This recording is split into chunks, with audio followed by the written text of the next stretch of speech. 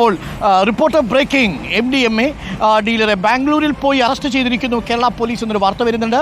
ആലപ്പുഴ മാവേലിക്കര ചാരുമൂട് സ്വദേശി സഞ്ജു ആർ പിള്ളയാണ് പിടിയിലായത്. ബംഗളൂരുവിൽ നിന്ന് കേരളത്തിലേക്ക് ലഹരി കടത്തുന്ന പ്രധാനിയാണ് ഇയാൾ. പ്രതിക്ക് രാജ്യാന്തര ലഹരിക്കടത്ത് സംഘങ്ങളുമായി ബന്ധമുണ്ട് എന്നാണ് പോലീസ് പറയുന്നത്.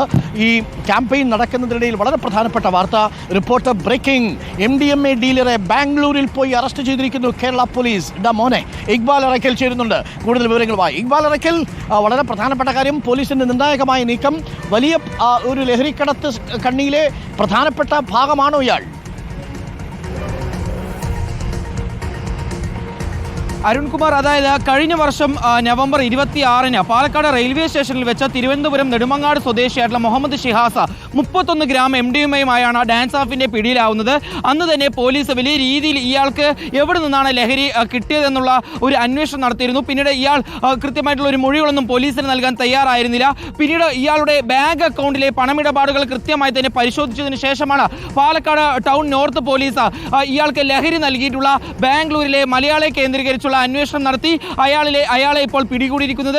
ആലപ്പുഴ മാവേലിക്കര ചാരുമൂട് സ്വദേശിയായിട്ടുള്ള സഞ്ജു ആർ പിള്ളയാണ് കേരളത്തിലേക്ക് ലഹരി കടത്തുന്ന സംഘത്തിലെ പ്രധാനി എന്ന് ഇപ്പോൾ പോലീസ് കണ്ടെത്തിയിരിക്കുന്നു. സഞ്ജു ആർ പിള്ളയെ ബാംഗ്ലൂരിലെ ഇലക്ട്രോണിക് സിറ്റിയിലേക്ക് പാലക്കാട് ടൗൺ നോർത്ത് പോലീസ് സ്റ്റേഷനിലെ ഇൻസ്പെക്ടറായിട്ടുള്ള വിമിൻ കെ വേണുഗോപാലിന്റെ നേതൃത്വത്തിലുള്ള സംഘം അവിടേക്ക് തന്നെ എത്തി ബാംഗ്ലൂരിൽ നിന്ന് സഞ്ജു ആർ പിള്ളയെ ഇപ്പോൾ അറസ്റ്റ് ചെയ്ത് കേരളത്തിലേക്ക് കൊണ്ടുവന്നിരിക്കുന്നു. കേരളത്തിലേക്ക് വലിയ തോതിൽ ലഹരി കടത്തുന്ന സംഘത്തിലെ പ്രധാനിയാണ് സഞ്ജു ആർ പിള്ള.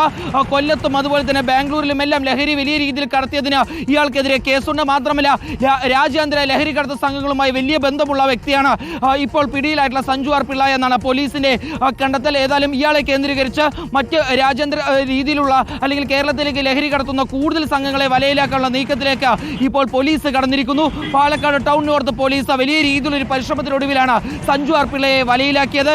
നേരത്തെ പിടിയിലായ യുവാവിനെ കേന്ദ്രീകരിച്ച് അന്വേഷണം നടത്തുന്നു.